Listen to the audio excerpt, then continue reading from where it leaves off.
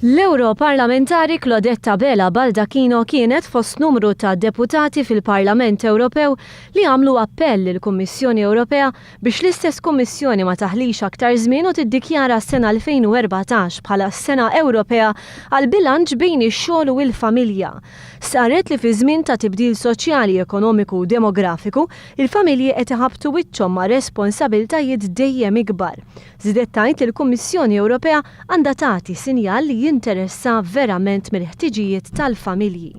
Tkun verament ħasra li jintilef aktar żmien mis-sena 2014 fil-fatt diġà għadda kważi xahar minn din is-sena u għadna ma nafux din is-sena għal xiex hija proprju ddedikata.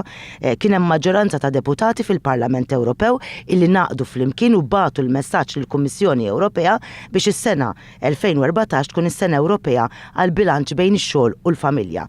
Dan proprju ma seħħx u sfortunatament qed jintilef aktar żmien għal għan daqstant nobbli.